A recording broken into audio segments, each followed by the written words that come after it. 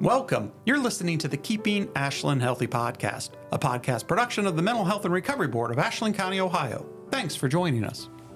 And welcome back to another episode of Keeping Ashland Healthy. In the studio with me, I don't know if I have to call you doctor the entire time, but Dr. Joshua Sumpter, welcome. You are with Ashland University. Thanks for joining us. Yeah, it's good to be here, David. Josh is fine. Josh is fine. Okay. I always like a double check. So, Office of Christian Ministry and University Chaplain at Ashland University. And I think the audience will understand where we're going as we dive in. We've got our big RSVP conference coming up, and I think you might even be on the agenda for that. But spiritual health is really important, I think, for folks to consider. And before we dive into all that, though, I thought it'd be helpful, maybe just the center of the audience, talk a little bit about what you do there in your role on the campus.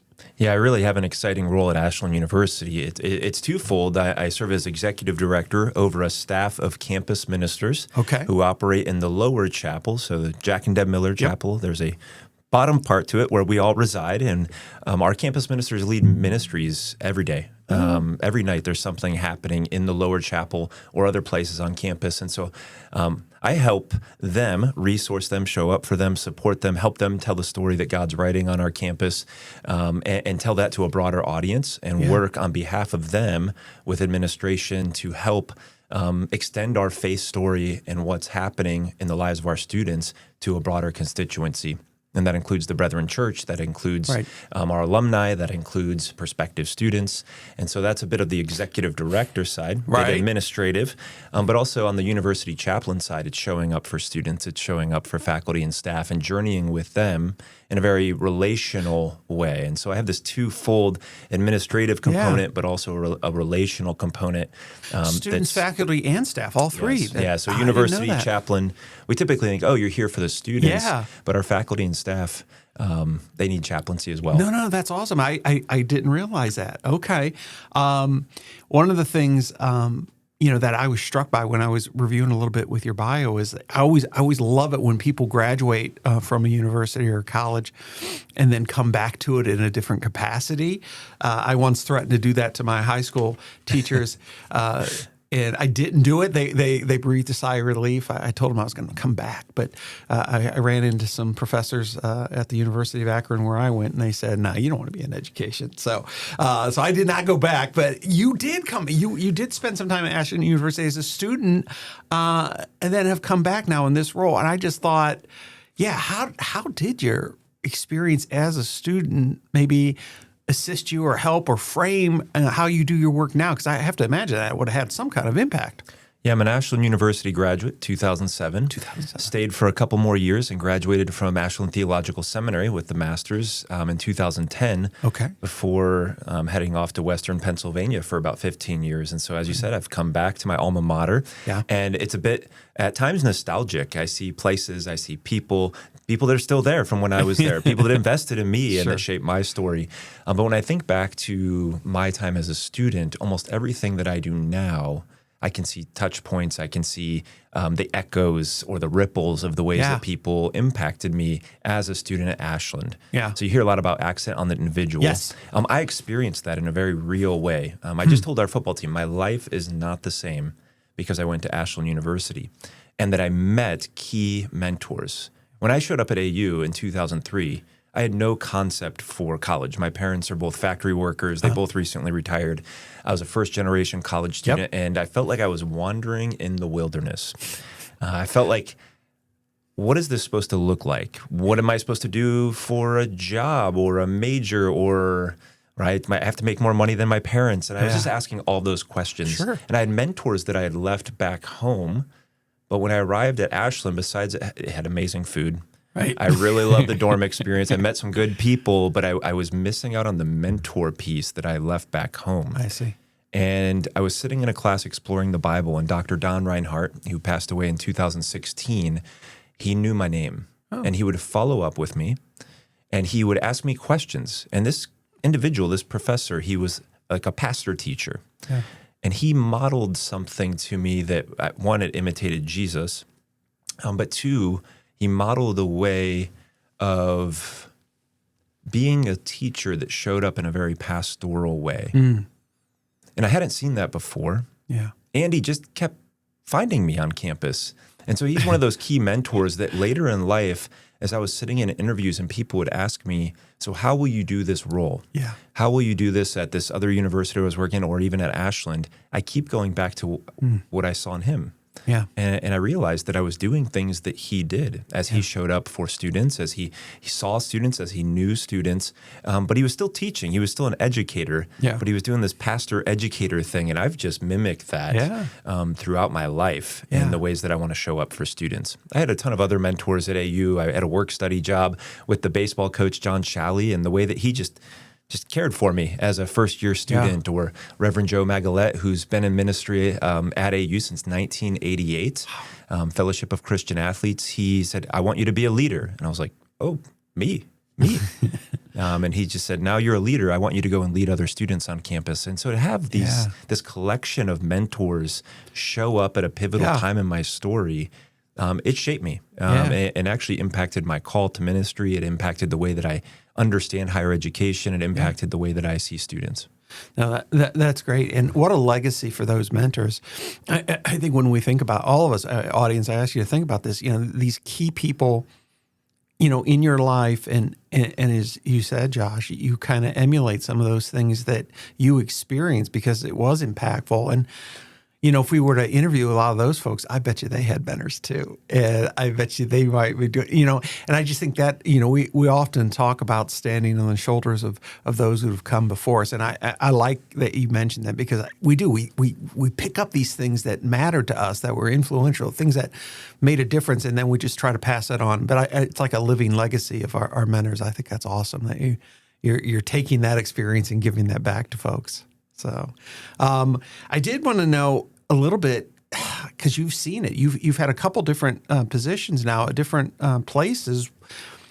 My sense, again, not having children in college age or any age, but I have a close working relationship with Dr. McKnight. We have regular coffee meetings every month over the years. But the amount of pressures that young people are experiencing, we talk about relationships, being away from home. You mentioned being away from maybe mentors or other key adults that were, I have to imagine you get a fair number of young people that are feeling like, you say, lost, not sure where to go.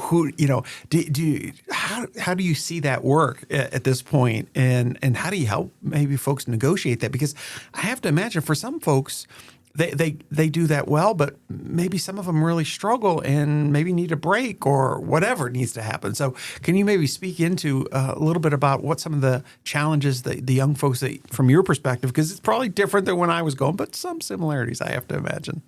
Yeah, I have a friend and mentor named Stephen Argue. He's at Fuller Theological Seminary in California, Pasadena, California. And he writes a lot of articles on transitions and emerging adulthoods who are navigating thresholds and transitions. And even what he might call, Niebuhr talks about shipwreck. Yeah. This kind of upheaval of you show up in a new place, you're navigating new things, and you're constantly crossing new thresholds. And to your point, there's a lot of pressure that comes with that, not to mention the financial pressure and the parental expectations and the expectations that maybe you feel because you're on social media and seeing what the algorithms feed you, telling you what you should be or what you should do. Or they only feed you uplifting things, yes. Josh, positive things that will help virtue and morality. So he writes a lot about that, but I think about that a lot, that our students are in transition, that they're exiting or kind of growing through adolescence. They're navigating adulthood. There's a space called emerging adulthood now, a new category where like adolescence has been extended and they're kind of delaying adulthood. And so this transition is a very real thing, right? The brain's still developing. Yes. Even though we think it's done at like 13, 16, it's still going on in the 20s. I think we have to recognize that, and there's pressure that comes with that. There's a sociologist, Tim Clydesdale, who I've really enjoyed his work. He wrote a book called The First Year Out. It came out in the early 2000s. He has more recent books, one called The 20-Something Soul and The Purposeful Graduate. And he talks a lot about kind of two frameworks that our students, and actually any young adult, are really carrying with them. One is daily life management, especially for residential college students. They're now, how do I do my laundry? How do I get meals? How do I go to class? How do I form new friendships? I'm not in perhaps my high school community. I moved away from home to this new place of home. And there's a lot to manage and a lot to work through and a lot to process. So that's one framework. He just calls it, they're just in daily life management. You might think that they don't care. You might think that, okay, face on the back burner, they're just trying to manage all the plates that they're spinning. And so our students are constantly managing a lot of variables. Second, he talks about identity lockbox, this idea in particular with religiosity or spirituality, spiritual wellness perhaps. That when they come to college, there's certain things and parts of their lives that they put in these kind of compartments. And our students are often living fragmented lives where they put parts of themselves on a shelf for safekeeping. And when needed, maybe when they face a struggle or a new challenge or a new hurdle, they access that box. And so maybe that's the box they access on Sunday that is church, their faith.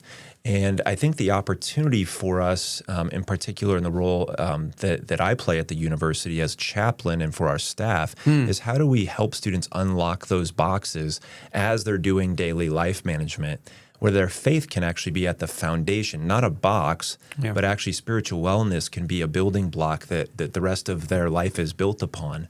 And those are the kind of two categories I just see with every student I meet with. They're managing a lot, and a lot of it's just beyond their control. It's the expectations and the weights that they're carrying.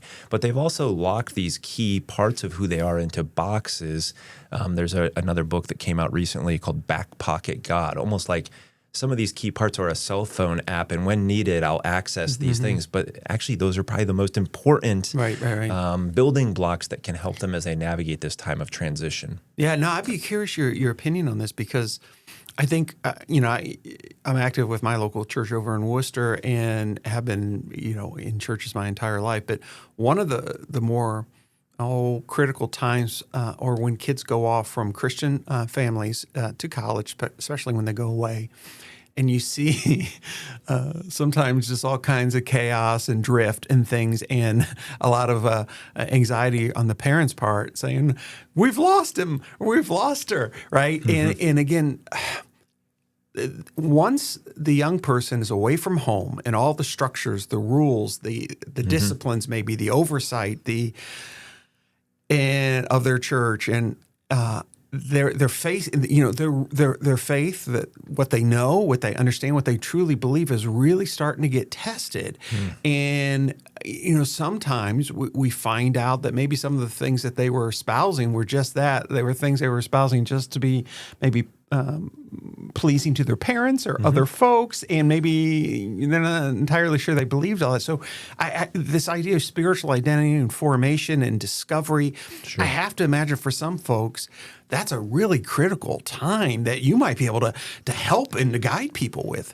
Yeah, I mentioned the box, and sometimes it's their parents' box that they're bringing. And then college, there's this moment where they start to open it and go, oh, is this what I believe? And for some, it's a really disorienting time. For others, it's an exciting time. And that's why I think the mentors, some of the programs, the vehicles that we have on campus are so crucial as we journey with students as they sort out that box. In fact, I've found that emerging adults and the students at Ashland University are incredibly spiritual. They're all on a quest of some kind to navigate who are they, where do they belong, and what is their purpose. And there's a spiritual framing that they're all kind of navigating in some way. And our students are really attentive. Every student I've asked, hey, I'd love to hear your story. I haven't had a student decline responding to that question. And in fact, they're really open to even unpacking their spiritual journey and that box that they're sorting out. And there's just an openness among college students right now. We're seeing this not only at Ashland University, but a spiritual hunger at many campuses. Even just looking down south in Columbus, Ohio State has had a number of young people, especially the Ohio State football team, baptisms, professions of faith, students that are asking big questions. They're seeing things online, podcasts, or even popular ones capturing this Christian conversation, the spiritual conversation. And there just seems to be a real hunger. And so I think it's an exciting time, but it can be a disorienting time. And I think that's why mentors are so important right now. Agreed. Yeah, I'm really encouraged by everything that you said that we're seeing on campuses. In fact, I was listening to Dr. Moeller. He has a podcast that a few people listen to. I listen to pretty faithfully, and he was citing some studies even over our brothers and sisters in England, where they've seen an increase in Bible sales. And a quadrupling of attendance in 18 to 24-year-olds going back to church. And again, their numbers really fell off a cliff over the last 20, 30 years in terms of church attendance and or even purchasing Bibles. So I thought that was interesting, even over in England. But I think here back in the States, it really is an opportunity for folks like you doing the kind of work you do to really make a difference, support, but then help people explore because they're faced with circumstances and experiences that are brand new. And as you say, how do you negotiate that? And we did an episode on meaning, purpose, human flourishing. Oh, wow. And you said some things. I'm convinced, I know you're going to be speaking at the conference coming up, March 25th, audience, register today, RSVP, that speaks to the important. I'm just convinced, I'm not putting you on the spot, I'm convinced that there's not really a lot of wellness without spiritual wellness. I don't know how you are truly doing well when your spiritual life is just absent. Yeah, I would say despite our best efforts with perhaps earthly theories or practices that can be really good, we still see data coming out that today's generation of young people are more anxious, they're more lonely, they're more isolated, yet they have all the tools to be connected 24/7. Correct. And yet the opposite is coming out in the data. And so I suggest that as I think through some of this and even in the practices that we have in our office and some of my doctoral work is, we have to lean into this, a spiritual frame that serves as the foundation.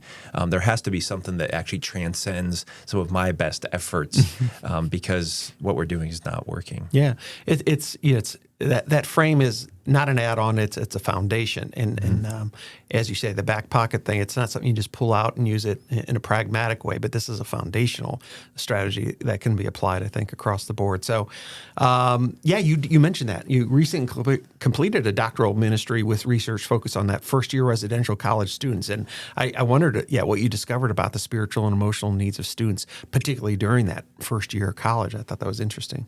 Yeah, I think there's a sense of, I used a little bit of this language in my own story, like I left a place of home and came to a residential college campus. And I know there's online options and stuff, but what we do at Ashland is want to create and curate a community of learners, a residential experience. And students that are moving to Ashland, Ohio for their education. Not just the food, not just, it's wonderful. Not just athletics, not just food, but to forge something that is home-like, a place of belonging, a place where their identity is, it can grow. It can be a place of arrival for them where they are equipped with tools to continue to grow. And I've just continue to muse on this and reflect on the fact that students need a transcendent frame as a means for spiritual wellness. And I talk about this in my dissertation about a spiritual sense of home. And that home language is all over our campus. We actually have signs outside when freshmen move in, welcome home. Yeah. Right? There's homecoming. There's ways that students say it felt like home when I visited this town, this campus. But there's other students that don't experience that, and they transfer or they choose some other pathway and they maybe leave campus or they don't like the residential experience. So I'm really intrigued by that. What makes something home-like? And it's beyond just the physical place. It's like attachment theory that when you have home with God, it shapes your earthly places of home where you'll reside. And so that's a bit of my doctoral work because I think the Bible speaks to this sense of home from Genesis to Revelation. I actually think the Bible equips us or gives us tools that we actually are called to foster and participate in curating or building home with God. And so home is not that we just place a sign outside and say, welcome home. Actually, we need to equip our students with the tools and practices that they actually are the home builders with God. Yeah. And so that's a bit of my work. There's a curriculum that goes with it that helps first-year students not just get it. We give them a cinder block dorm room. I think they're great, but it's not a home. Right. They actually participate in the meaning making process. They actually participate in the belonging process, and home starts to bubble up and become fostered there. And they're going to have to do this over and over again in their life. They're going to leave Ashland University. They're going to, as they move into adulthood, they might have a job here or a physical home here, but they're always in the arriving or home building process.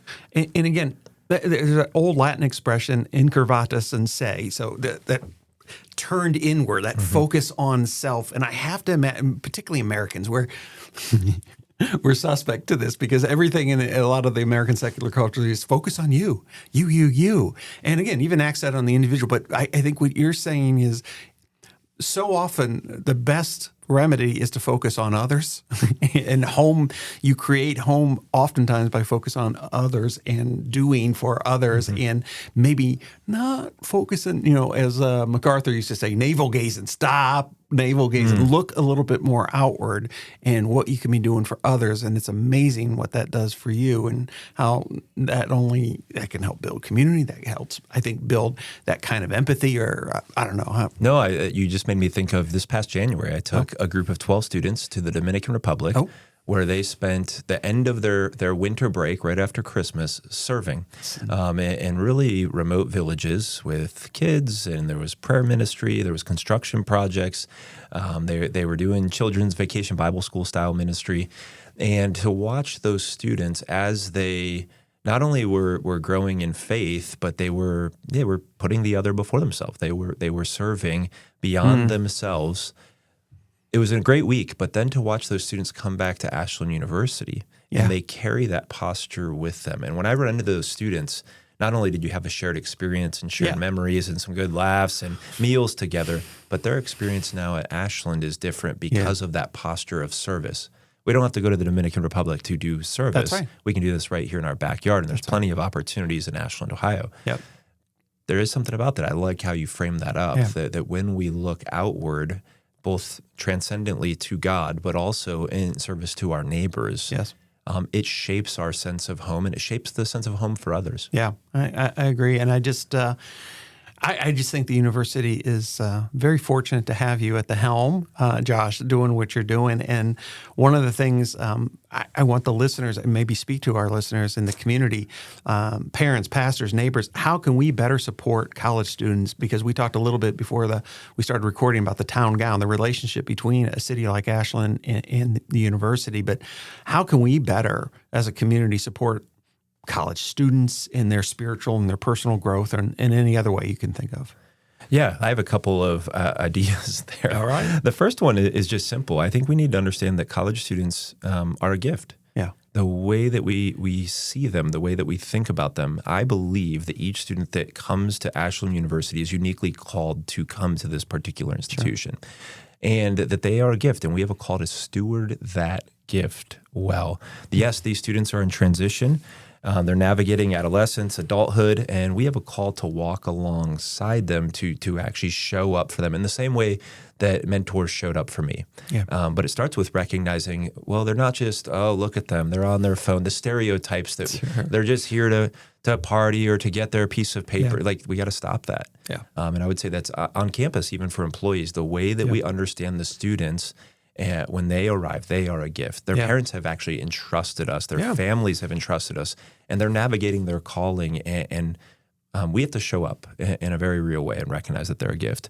I mentioned avoiding stereotypes. I think this happens with in our community as we think about the college students, right? The college students are all in fill in the blank, right? They are only on their phones. Actually, my parents, I think, are on their phones more than college students. But do they even care about faith, right? Are they walking away from the church? Back when I was in college, a lot of those stereotypes kind of bubble up, and I think it thwarts our ability to see students as a gift. And then finally, I would just say, show up for them and actually go towards them. We talk a lot in ministry about an incarnational posture, which Jesus went towards people.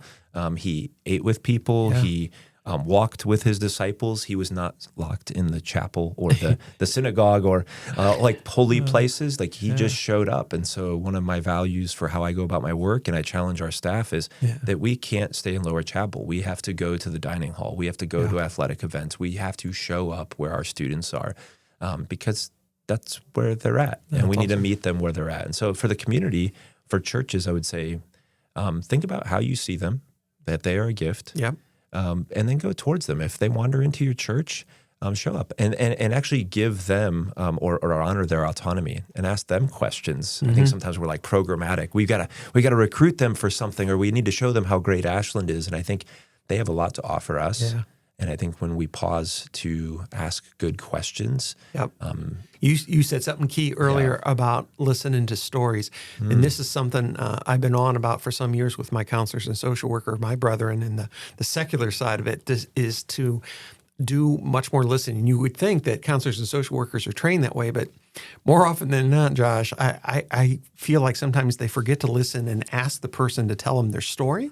They too quickly start to come up with what they think are solutions without listening to the story.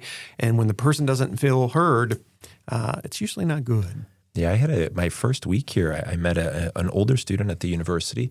I asked him, "What do you like to have a cup of coffee?" I was trying to just meet people. Yeah. It was like people overload. Employees were new, students were new. I'm just trying to find one. It starts with one. Yeah. I met with this guy and I just said, "Hey, I'd love to hear your story." And the student talked for 35 minutes with very few pauses. And at the end of it, when I bought him his coffee, and he said, "You're the first person that's asked me just to tell my story." And I know I talked the whole time, but that was... I appreciate that. Yeah. And maybe it's the executive director title. Who's this guy? Why is he giving me so much time? But I've now met with that student about 6 or 7 times, and he continues to unpack parts of his story and invites me to now share some insights and wisdom. But it's to be quick to listen. That's right. Slow to speak from James. I think we would... that's the way forward. I think that allows us to speak into this category of spiritual wellness really well. Do you hear that, counselors? Yeah. Quick to listen, slow to speak. Yeah, it counts for us too. Yeah, counselors are really good at that. We can be.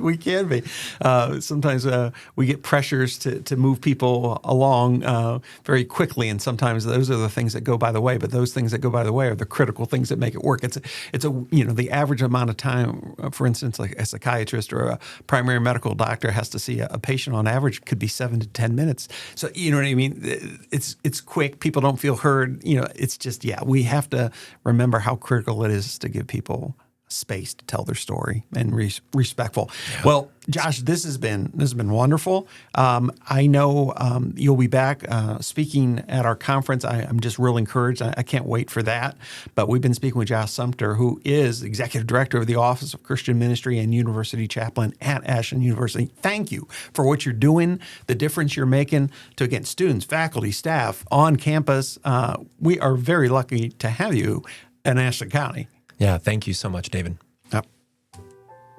Thank you for listening to another episode of the Keeping Ashland Healthy podcast. The podcast is a production of the Mental Health and Recovery Board of Ashland County, Ohio. You can reach the board by calling 419-281-3139.